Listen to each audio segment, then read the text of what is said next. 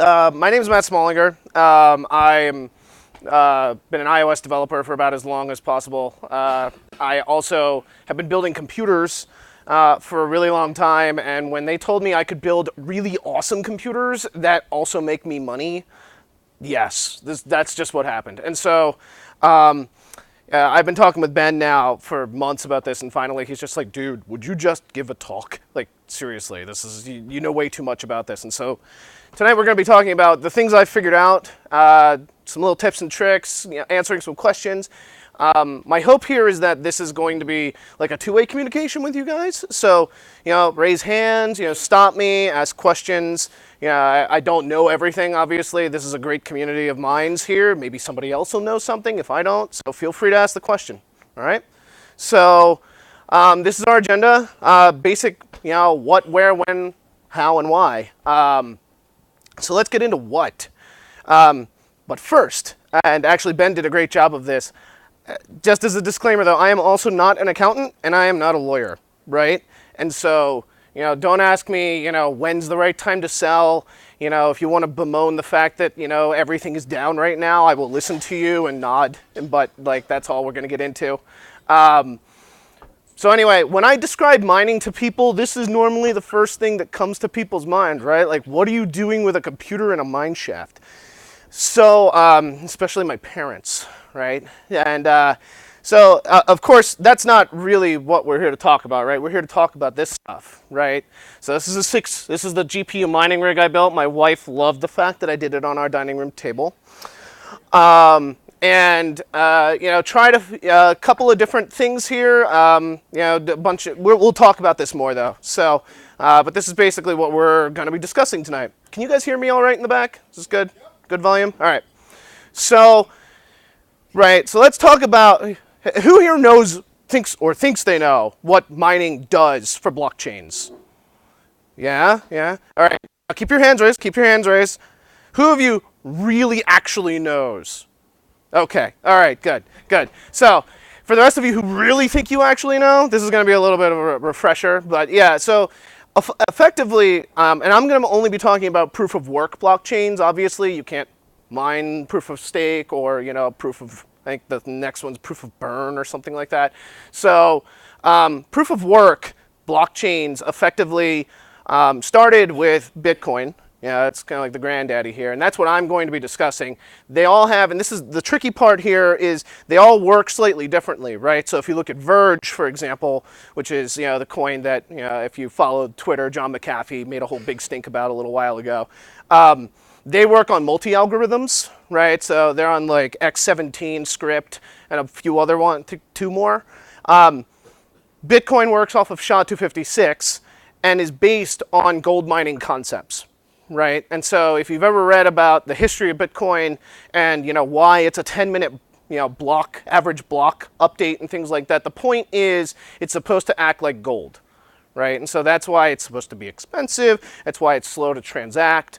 All of this stuff. Now, things they're trying to fix, obviously, they want to continue to be the dominant cryptocurrency in the market, and so they're trying to speed this up, increase block size, all that stuff, but ultimately, historically, and still today, it still kind of follows a gold concept, and that's where mining comes in, right? So let's call it what it really is, right? Mining serves two purposes: transaction creation and transaction validation, right? So Bitcoin mining, at the end of the day, uses a hashing algorithm called Hashcash. Some of you might be familiar with this. It was designed by Adam Back in 1997, originally for doing anti-denial of service and anti-spam, right? And it's not a blockchain-based algorithm, right, at the end of the day. Hashcash was designed to mitigate abuse on the internet. And Satoshi just decided that when, she, whoever that is, was designing the blockchain ledger concept, that they would use Hashcash.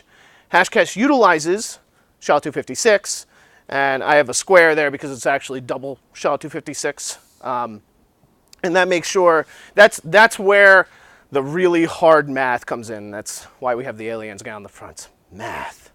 I'm not going to say it was math, but it's math. And so That's used to generate blocks, which occasionally rewards you with additional coins, right? And that's where the mining comes from, right? It's this idea that you're digging into the earth, and by making space, you are creating space for transactions to happen, and occasionally you hit a jackpot and you get some coins out of it.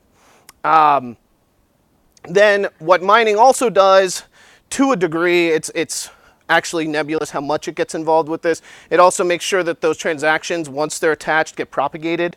And you have to make sure that pooling helps. The pools help with this, and we'll talk about pools versus solo mining in a little bit, but making sure that your block doesn't get orphaned on a particular chain, right? Because we have distributed chains. So you're working off of one version of the chain. You have to make sure that your block then makes its way all over the globe, or at least a vast majority of it. And that actually, this part is why there was a little thing a while ago where Bitcoin is susceptible to the 51% problem, right? For those of you not familiar with that, Bitcoin has issues where if one entity, a pool, solo miner, whatever, owns more than 51% of the hashing power available on the network, they can control those chains, basically, because they now control the majority. There's been, somebody hit that at one point, I don't remember who, and then they backed off real quick. And then, of course, as hashing becomes more difficult, or there's more hashing power available, the difficulty level increases, and that's all based on the algorithm. Any questions? It's a lot of material. Yeah? Have you ever heard of Espers and the scatter node system that they have coming up? Espers in the scatter node system? Yeah. I have heard about it. I'm not 100% familiar with it. I was just wondering if that's something that could counteract that 50%. It likely, from the little bit that I had read about it, that was like part of that was to help keep, you could bring them up faster or something like that. I was thinking you could create like a smaller, basically smaller networks. Yeah. So the question was about there's a more modern addition to the blockchain, to Bitcoin's technology, is Espers and scatter node setups, right? And the ability to bring up faster chains, right? And so, make it scalable, right? Because the problem also with Bitcoin and Ethereum's going to run into this too, is the blockchain's getting massive, right? And Bitcoin, the only reason it's not gigantic yet is because it's so slow to transact, right? And also, honestly, there's not been enough hashing power available in the network. But Ethereum, we were just talking about Ethereum hitting 500 gigabytes to host a single node, right? And it's something like 100 gigabytes every 3 months or something like that at this point. And they want to increase the speed of transactions. So it's going to be hard and interesting, and that gets into philosophy. There are different kinds of mining. The main three ones you see here, and some of you in the back might have trouble seeing, you can mine off of your CPU, right? General purpose computer. So really all of your computers, including your phones, there are miners for Android, and I don't think iOS, I don't think Apple lets them in. But definitely for Android, you can do mining on your phone.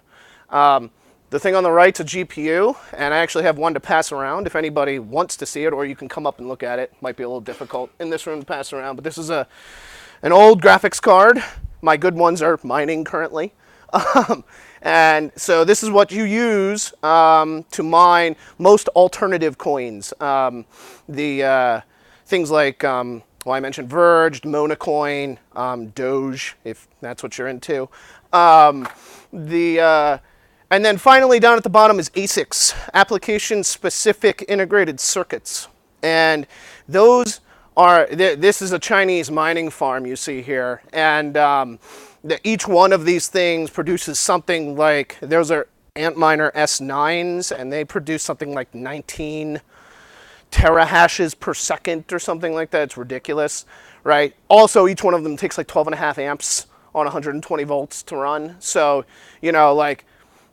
China basically gives away energy. This is changing. There's like a lot of stuff going on with the finance committee in China trying to deal with this problem. But this is basically why you can't really effectively mine Bitcoin anymore unless you have one of these things, because these have driven the difficulty of the hashing algorithm so high because there's so much hashing power on the network. So I'm going to be talking about something that mere mortals can actually buy, assuming you can find them, which is the GPU mining side of things. Before you go any further, Yeah, what's up? can you break something down to me? Sure. 'Cause I'm definitely green, and that's why I'm here. Awesome, fantastic. So I'm not here based on like the cryptocurrency so much, just more on the blockchain technology. When you mention, Bitcoin and then Ethereum or whatever, is that on? Those are their own blockchains, and they're on a centralized network, or are these things communicating at any point? Sort of. So they all work slightly differently, how they have nodes and supernodes and things like that, right? So we'll take Ethereum, for example. Ethereum is a distributed blockchain, right? So there's multiple copies of it running around. Normally you see them hosted by the exchanges, so like Bittrex and Binance, Coinbase. They will host their own versions of the blockchain, mostly because then that makes it faster for them. They don't have to go out to somebody else's server to do their transactions. You can also host it yourself. I mean, Ethereum's 500 gigs, so if you've got a terabyte hard drive, you could host it for at least a few months. And then what happens is and this is the part that gets funny between them. There has to be communication, and when an exchange happens, it's up to the exchange to transmit that across as many blockchains as it can get to, right? And so they try to track that. It doesn't work like that for everything though, and that's the. Create my own blockchain. How do I connect to this so that I can communicate across? That is a question that I don't have time to answer at the moment, but catch me afterwards. That is the point of this group. But yes, we can talk about that. But good question. Anybody else before we move on? No? Great. So, why do you want to mine, right? Well, I got into it mostly for money. I'm not going to lie to you. It's the ability to effectively. My miner generates, well, it's been terrible the past couple of days, but before the whole dropout that happened, like back on January 1st, January 2nd, I was pulling in like $60 a day, and that's me doing nothing. Like I put it together and I hit run, and I got software to make sure it keeps running, and it's good, right? And so I just get $60 a day, and that's pretty cool, right? Now, with all of this shenanigans that happened over the past couple of days, it's down a little bit. It's down to like $45 a day, but we'll get into that. Another reason to mine, philosophy, right? Maybe like something I've kind of come to realize is it's pretty cool to be able to be involved in this and be able to contribute. And I've been involved. I've been involved in some really interesting conversations on like the GPU mining Reddit. If you're familiar with that one, it's actually surprisingly low salt levels for Reddit. So it was like, all right, this is cool. For those of you not familiar with Reddit, it's kind of toxic in some areas, especially like Destiny's Reddit. And then finally, hobbies, right? This strokes a lot of hobbies for me, right? I love technology, right? I'm a big technologist. I love building computers. The frame that I'm going to show you was like a giant erector set. So this is like, Legos for grown-ups. A lot of cool stuff. And then I just love watching it all work, right? It's like almost like a giant Rube Goldberg machine at times. So when to get into mining? This is going to be hard for you to see in the back. This is a picture of a website called nowinstock.net. I think it's .net. They track all kinds of stuff. Really good for like amiibos if you have kids, things like that. Finding Nintendo Switches. Recently, it's gotten into graphics cards, right? It is really hard right now to get into GPU mining, and that is because people like me, are buying lots of graphics cards, right? And graphics cards are notoriously hard to produce. They're billions of transistors, tons of memory. They're effectively small computers that are specialized in floating point operations inside of a larger general purpose computer. And with the advent of NVIDIA's 10 series, they really unlocked their version of GPU compute. For those of you not familiar, AMD has always been on the general purpose computing train. NVIDIA had, up until, even the 9 series isn't so great at it, they had hampered their desktop graphics cards, because they were expecting you to spend $4,000 to buy a professional graphics card. So kind of hard to get into it right now. That said, this website's good. I bought 2 more cards recently just to fill out my frame. Still waiting on them to come up, and I bought it because I saw it here. Another problem is the bearish market that's going on right now, right? So this is Bitcoin. December 19th, it was up around, this is I think $19,000, the graph. This is off of Coinbase, which I use for an exchange. And you can see it's just kind of been trailing well down, and then a couple of days ago it hit a low point of around $9,000, right? So this is like watching a year worth, like multiple years worth of the stock market occur over like 2 weeks. It's been absolutely crazy to watch the whole thing happen. And so the problem you run into with mining, you're going to get paid, especially with GPU mining, you're going to be accumulating coins in alternative currencies. Right, I mentioned a couple of them: Monacoin, Verge. There's just a whole load. I think there's up to 80 or something like that currently. And so you have to get that out, right?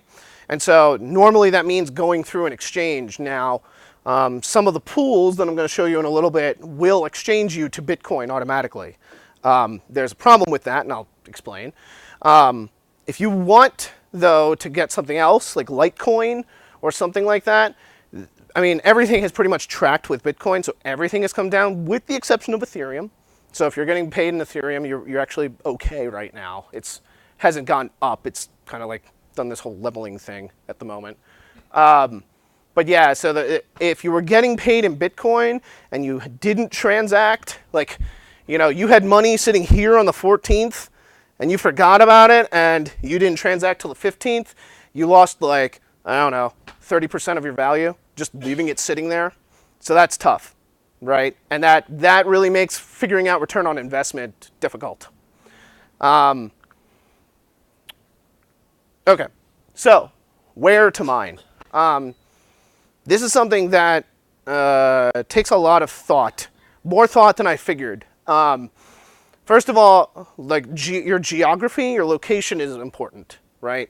In Pennsylvania, power is generally cheap, except for the Philadelphia area, where it's like one of the most expensive if you're under Pico. I'm lucky. I'm out in the suburbs, and I can get my power from PP&L. Now, they actually don't do generation anymore. In 2016, they stopped, but they're still pretty cheap. So I only pay like something like 11 cents or 12 cents a kilowatt hour, which is around what the national average is, right? Whereas Pico, if you're pulling power from Pico, I've seen it go as high as 14.5 cents during the summer, right? And that's where most of your expense is going to come from. Of course, there's the upfront expense attached to actually building the rig, which I'll show you, but it's the ongoing cost is figuring out power. And so areas with easy access to solar, much better. You can put panels up on the roof, and the miner will pay for them.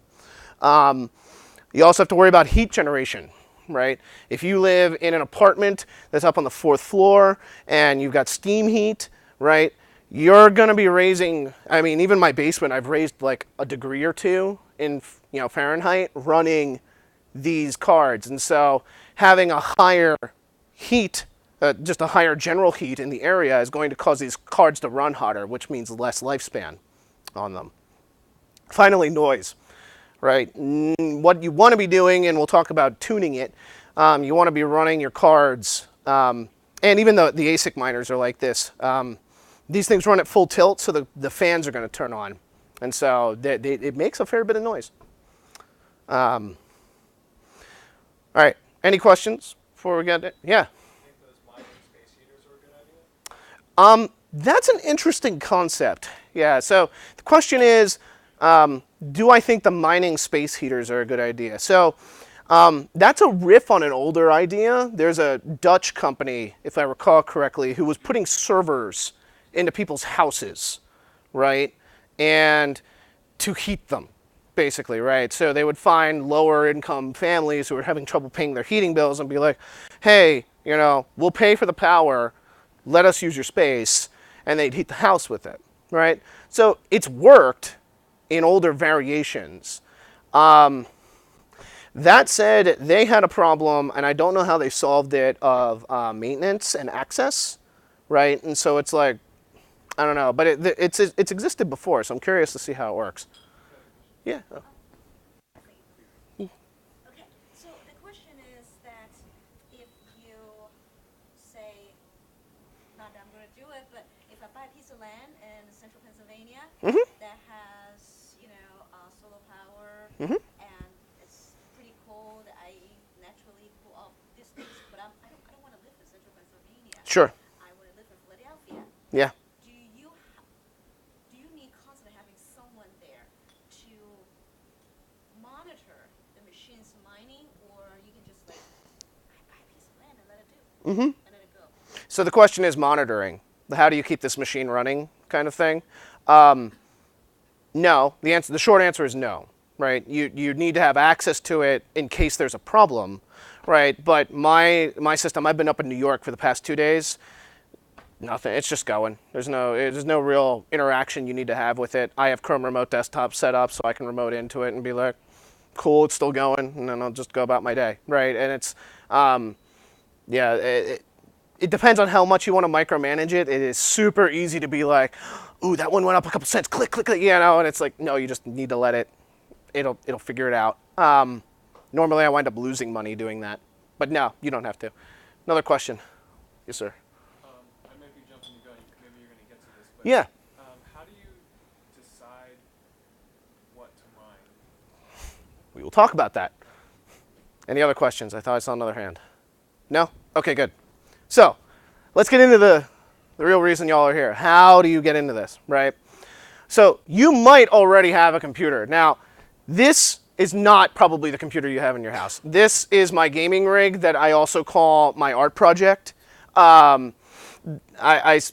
won a processor at PAX East a number of years ago, and so I built this thing around it because I was like, well, I got a $1,000 processor, might as well have the rig to go with it. And so this is my video game rig. This is what got me into playing, though, or playing around in this. And so it has two GTX 1080s.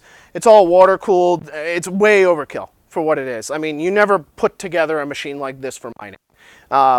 My miner that you saw actually uses the same amount of power as this thing does, and this thing produces a fifth, well, technically a third of the money that my miner does. But you could buy a graphics card, throw it in a machine, if you might already have one if you like playing video games, and see how you do. Right? There's lots of free software. I'm going to show you a couple options and see what happens. Here's one of those pieces of software. This is called Awesome Miner. It runs in Windows. It's actually a shell over a number of popular open source mining software implementations. And what this does, this sets up how you interact with mining pools. It shows you where you don't need to know the command line in Windows. It does monitoring, so you can see here. You guys might not be able to see in the back, but it knows that the highest temperature of the one card on my mining rig is running at 61 degrees Celsius. So, which is actually not bad. It's a little high. It's got a little warm in my basement recently. And then it shows you, like, just today, I mean, this was earlier today, the mining rig was pulling in $56 a day, right? Which isn't bad. That tracks at around 3 to 3.5 months to pay this thing off, right? And then the top one's that's my gaming computer. So you can see it's about 1/3, right? And that's because they're the same graphics cards. There's just only 2 of them versus 6. So, awesomeminer.com. It's free. I did pay for this, and that's so I could have multiples of these, but it's not expensive. My first day of mining paid for it, so it wasn't too bad. Cool. So you heard me mention pools. So I thought we would discuss pools versus solo mining. So pool-based mining is really, you can do solo mining, but it's hard. And it's the reason it's hard is because the internet has found out that mining is a thing and that you can theoretically make a ton of money overnight with it. And so what happens is if you don't know a new ICO is coming or something like that, for those of you who don't know, that's the initial coin offering. So that's like, the blockchain's now available. You can start hitting it. Unless you're like in on that early, which I was lucky enough to get in on one of them called Nexus. Unless you're in early on it, generally from what I've seen, within 30 to 90 days, the difficulty has hit a point where you're not going to be able to produce a new block fast enough before it gets orphaned.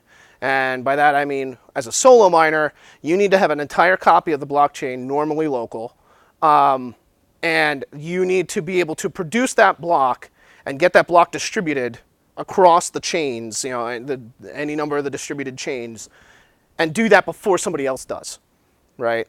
That's hard. You basically can't do it unless you're early into the game.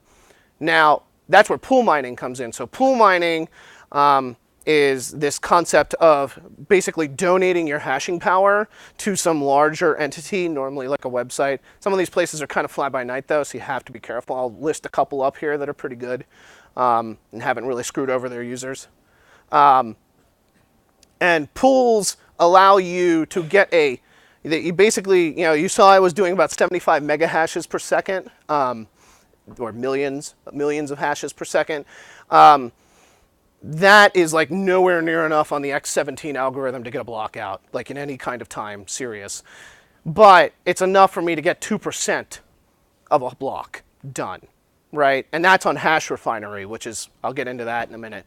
But that allows me, they will then give me 2% of whatever the tips are that are involved. And you heard me mention transaction validation. That's the other part of mining, and that's where I'm actually making most of my money from these days, is I'm validating that transactions are occurring. And so that's why you see, if you've ever tried to do this, right, you'll get, you'll make a transaction on Bittrex or Binance, or maybe you'll actually find a place you can buy something using this currency. And you'll see it take a while, right?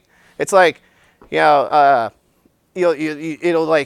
see that you'll get something from Coinbase that'll say, oh, it's pending and it's going to take up to 6 verifications, right? That's for Litecoin. For Ethereum, I think it takes 150, right?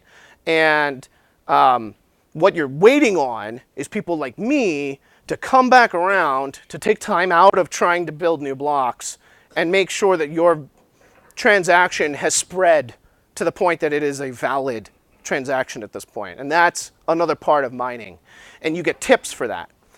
And that's why Bitcoin, when it was up around $20,000 per coin, was so heavily, and people were just buying those ASIC miners like crazy, because $20 a verification is ridiculous, right? I mean, these guys were making, one of those AMP miners could pull in $150 a day by itself, right? Just doing verification work.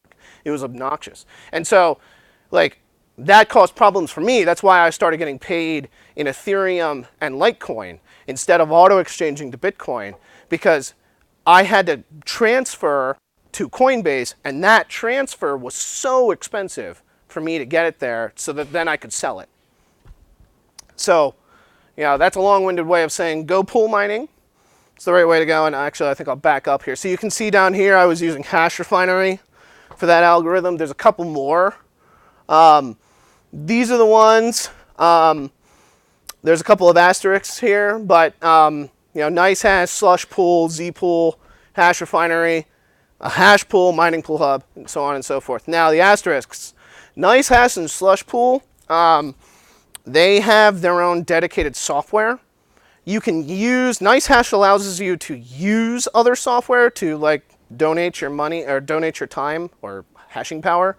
I don't know if slush pool does. I tend to steer away from those just because my IT security side is like, oh God, is there a virus in this, right? All that stuff. Then you'll see over here Nexus pool, and actually I should have put it here too on the ethos pool. Those are single coin pools, whereas the rest of these are doing different algorithms, and you can swap between them and figure out, they all have APIs to figure out what's paying best right now. And so that's what I'm actually doing here. If I go back, you'll see it's unspecified X17. Now that's a load of nonsense because the only thing on X17 is Verge. Yeah, question. No, I just wanted to let it be known. I was using NiceHash for leasing it. It cost like $5,000 to do the hash. Yep. But And I was going to refund money back, but I would just be very weary of leasing out any miners on those sites and everything. yeah. Like these two, I get a little. They're popular, and so that's why I mention them. But like, it's like, yeah. That yes, it's called nice hack on the internet. Yeah. Go ahead. So when you get a Verge coin, for example, Yeah, you want to sell it immediately, I tend to. and who's buying? Bittrex tends to buy it. For what reason? They assign value to it. And why do I use US dollars? Because somebody else told me they're worth something, right? It's like it's the same philosophical argument on any money and why we're not just a bartering system, right? Somebody thinks that this. I tell them. I can see Bitcoin. I can see why somebody's buying Bitcoin. I don't see why they're buying some of these other. Well, think of it like penny stocks, right? There's a stock that's worth a penny. I buy 1 million of it. It goes up to 2 pennies. Now I'm 2 million, right? So that's a lot of what you see happening in the alternative coin networks. Yeah, Stellar actually has been great for me with that. You know, I bought in. That was like fractions of a penny, and it went up to a penny, and I was like, so it's amazing. Any other questions? All right, cool. Yeah. Does Awesome Miner also like automatically control like your GPU tweaking at all, or? It can if you spend a lot of money, which I haven't gotten there yet. But yes, it can. The question was, does Awesome Miner control GPU tweaking? So I'm going the wrong way. Whee! So there's a thing down here, this GPU tab, which I didn't have selected. That would allow me to spread out. One of the things you need to do, and I'll get to it in a minute, about with GPUs is you want to reduce their power usage. Hashing, as it turns out, doesn't need the full power of the card. And so you can drop, if I didn't have this rig tuned, this would be up closer to 80 degrees centigrade. And heat is generally a bad thing for the lifespan of electronics. So you can tune it to drop the temperature rather drastically and extend the life of the cards, but still make a lot of money off of it. Yes, question? Can you touch upon how, when you talk about verifying transactions, Yeah, there's also the other part of it, minting valuable coins. right. How does that play into mining? Great question. So that's the primary name. That's where the name comes from. So the question is, how does the creation of currency in the system play into a proof of work type blockchain algorithm? So the crux of the matter is that basically what you're doing is creating transaction space for transactions to occur, right? So you need a block. Part of the blockchain. You need a block of address space available, and what happens is you pick a hashing algorithm. We'll do SHA-256 for example, because most people know it. And you need to take that you need to generate a hash. It uses a nonce, which I think in Bitcoin it's just a bunch of zeros. But you need to find a hash that matches this nonce plus some generated thing, which the algorithm provides you in some fashion. That's a part I get a little I don't know it too well. Like that's the one part of the algorithm that doesn't make a whole lot of sense to me, like how they come up with that. But that said, it comes up with it, and then the miners, when they generate the block, there is a chance that new currency will get built into the system, and you will get a given it, right? That's the reward. So that was, I guess, how does that change? The chance gets determined. It's actually built into the algorithm. It used to be something like every time you got a block, it would produce X amount of coins for you. I believe it's still the case, but it's just been halved recently. It's not a chance. Yeah. So I can't speak to every network. I can't speak to every network out there, but definitely For Bitcoin, it is every block, it's a predetermined amount. predetermined. Okay, so it's not a chance, but And it halves after a certain number of blocks. 4 years. Exponentially decreasing. On average, every 4 years, but it depends on how fast the blocks are. right, yeah, it's right. It's how much hashing power. Yeah, yeah, fair. In Bitcoin's case, it's consistent. It's The miner gets that plus the fees. I think you were kind of referring to as right. tips. Tips. Other networks may do different things. Right, and that's kind of the thing is like, yeah, that's how Bitcoin works. Thank you for that. Yeah, that's how Bitcoin works, but not guaranteed it's how everything works. Another question, yes? Yeah. I use the profit switching. This is actually running profit switching right now, and it works for the most part. I have had to tune it though. The question is, does profit mining work? Do I like it? Profit mining is basically where Awesome Miner has an API. It's you can see it in this online services tab, and it'll show you for the pools that you have turned on, where you've got wallets set up. It'll show you what your rig. Well, I'll get to that in a minute. How you know what's good for your rig. And then it'll show you how much money you can make, and it'll pick the top one for you. It works. There's some oddities involved with that, where like there's like some weird pump and dump schemes that happen onto the network, where like it's like the one algorithm I've noticed is Blake2S, which is tied to Verge and a few others. It's normally Verge though, that's getting mined, and that seems to crazy. Like it'll be up around like $50 on the little rig. I'll be getting $50 a day, and then it'll plummet, right? And there'll be no tips available for doing anything, and so it's odd. It works most of the time. The way I fixed it is I dropped how long I'm on one of the currencies, right? And that's actually a good point to bring up. The pools get annoyed with you if you're switching too often, right? And they will actually, a lot of them, like Zpool especially. I don't know who runs Zpool, but man, if you look at their Twitter feed, they're a jerk. And they they get super annoyed. They will actually start to throttle your workloads if they notice you swapping frequently. I've found that 15 minutes is good enough. Like they won't drop my hash rates, or they will continue to serve me work to do. So it's kind of interesting in that regard. Is there another question? Oh, yeah, go ahead. So what is the definition of the impact block built? You need to build a new block. Say it again. Sorry. What is the definition of a one block is full, is built, and then now you need to build a new block? So part of Bitcoin's algorithm is the last thing you do on the block is you generate a new address, which is where the next block's going to go, right? And so that's, if I recall, and somebody can correct me on this, that last hash that's generated is what you need to find as part of the new block address creation. And I think that's how it works.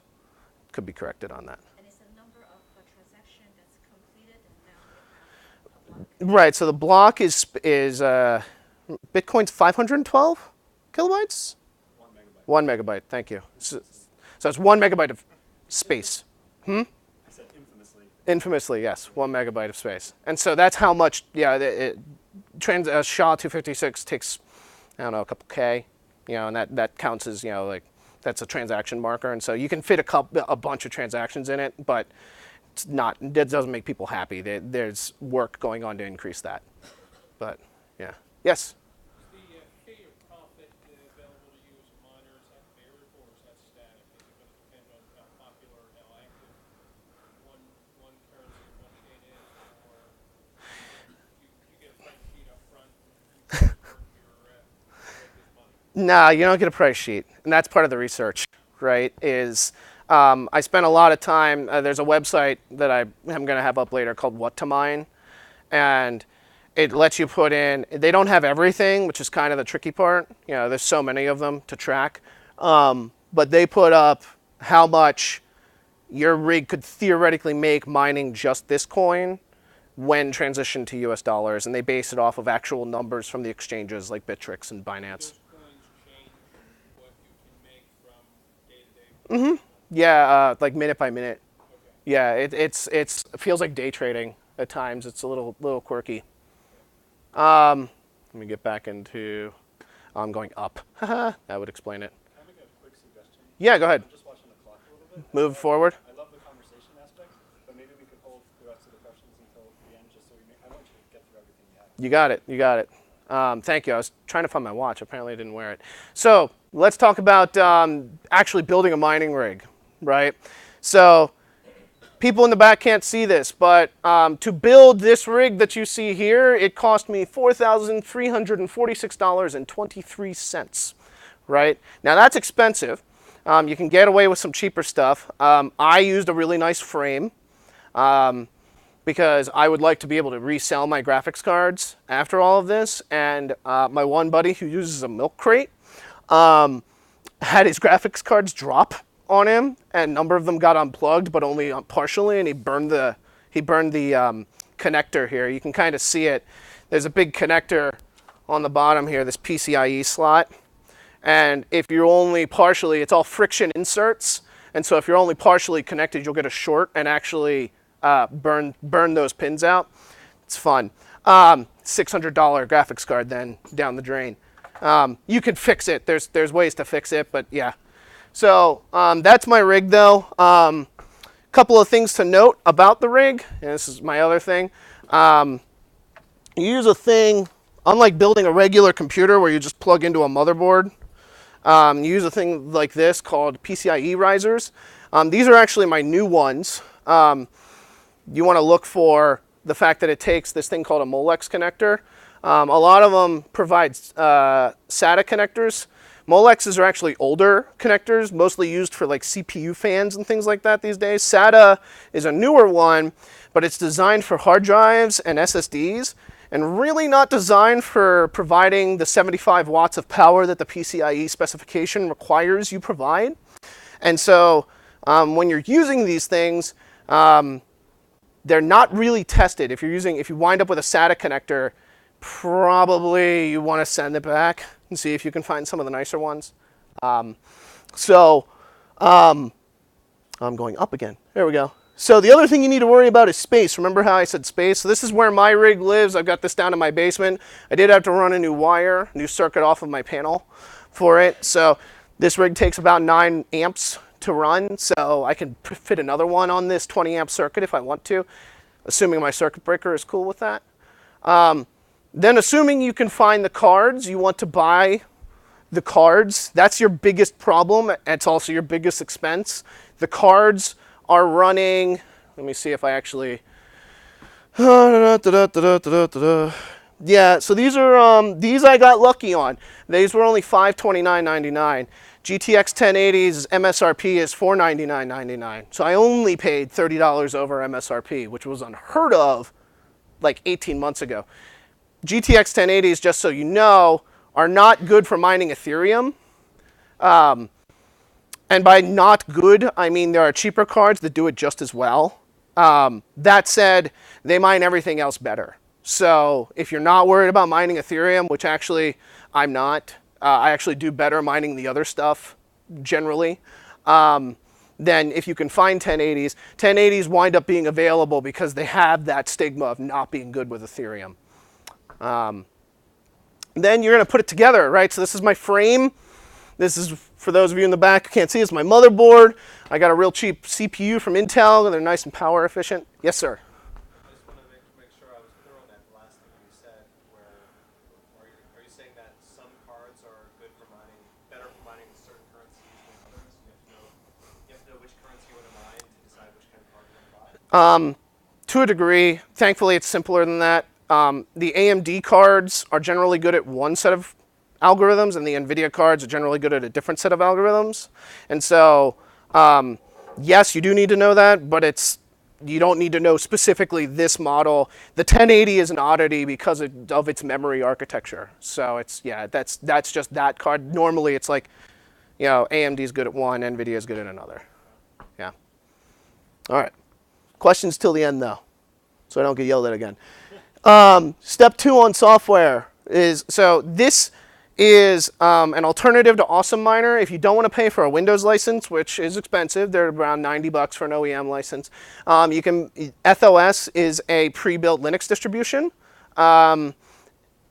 Linux is notoriously really difficult, especially with multiple cards, to get the NVIDIA drivers to behave correctly. So this works really well. I decided not to use it because I also found the NVIDIA drivers for Linux are less stable. I actually had cards dropping out on me, and the system was rebooting almost daily, and I moved to a Windows PC, and it was fine. So, that was an interesting discovery. And finally, getting paid, right? That's what we're all here for, generally speaking, unless you're doing the investment game. So you need to set up wallets as a major crypto exchange. Bittrex or Binance. Bittrex is a little difficult right now because they actually disabled registration. Binance is also a good one. Neither of these do US dollars though, so you also want something like a Coinbase account. There's one in Europe that I'm going to forget the name of, but I tend to use Coinbase for it. Finally, we keep asking what's the right thing for card. This is whattomine.com. You can see I put in my 81080s. It tells me the hashing rate across the board for these are generally what people use. You'll notice X17 isn't on here. You can put in the cost of your power, and it'll take that into account for you. Note that this power number, though, is average. You'll want to modify it based on what you're actually seeing. And then finally, this was the website Coin Mining Rigs. That is where I learned all of the necessary stuff for they have all other options for like how to put together a frame and things like that are good. It's good. It's a good website. And that's it. Any questions? Yeah, in the front. What's your opinion on proof of stake? The short answer is I haven't seen a proof of stake set up yet that doesn't favor rich people who are rich in that currency. So yeah, and that's I just started reading Stellar's consensus protocol on a lot of that. That seems to be the first one I've seen, but there's so many of them. I'm sure I'm wrong. It's just like when Ethereum was first talking proof of stake, I was kind of like, this just sounds like if you've got a lot of Ethereum, you get a lot more of it. Like, I don't know. It's kind of weird. Yeah. You mentioned that Ethereum was 500 gigabytes I think so. or something like that. But how big is Bitcoin? And then if you're doing all these other currencies, do you have to download those entire blockchains as well? Only as far as, and this again, it's dependent on the type. Only if you're doing solo mining, right? Pool mining, they ship you the hash that they need you to work on, and so there's a bunch of back and forth, but it's very small and nothing stays on the computer. And how big is Bitcoin? Do you know? I don't know. Bitcoin's roughly 180 gigs right now. I know because I had to upgrade the micro SD card in my Raspberry Pi. Nice. We should talk. I like it. There was another one in the back. Yes. Is it worth it?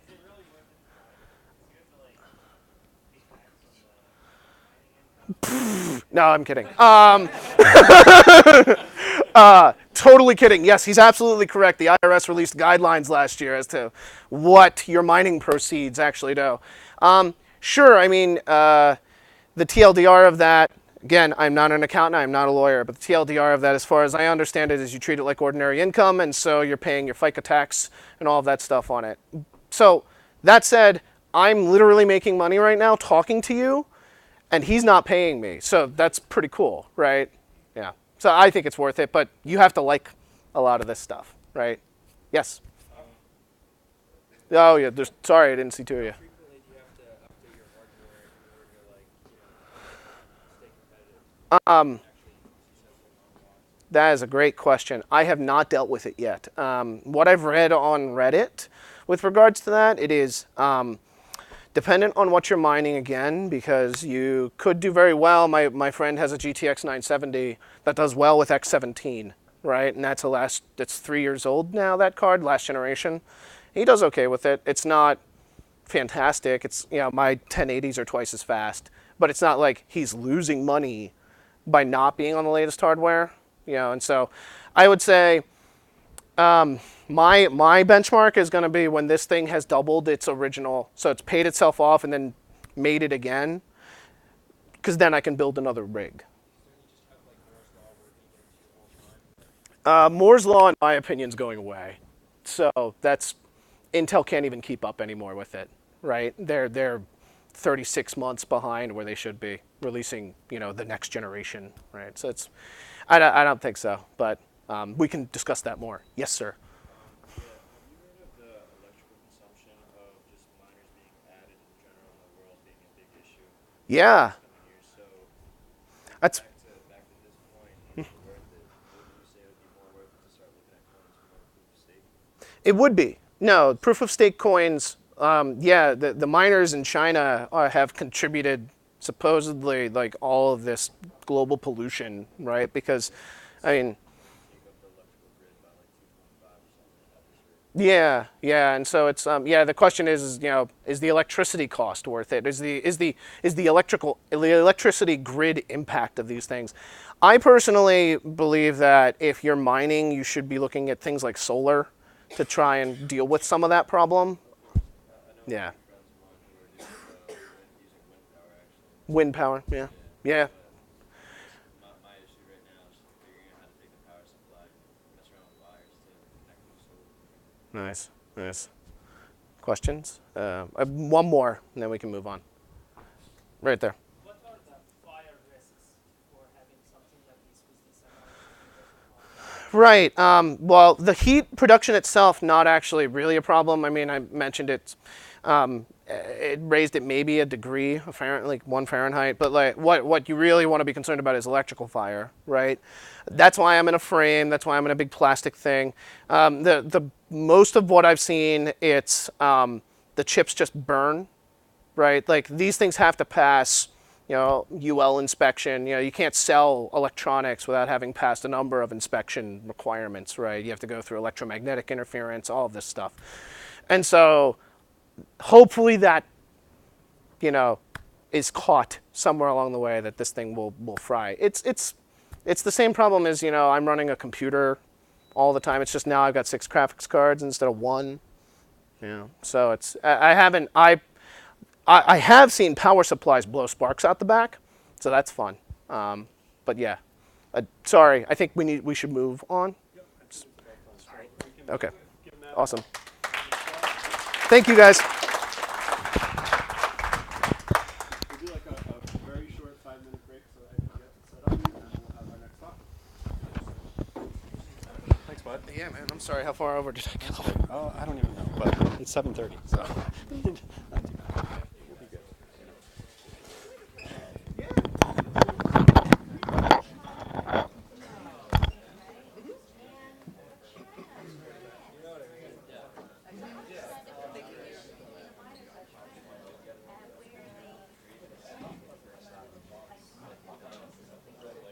So they banned usage of it. So they haven't banned mining of it.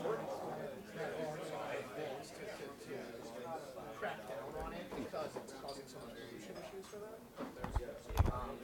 Yeah, they haven't also banned the mining of it, and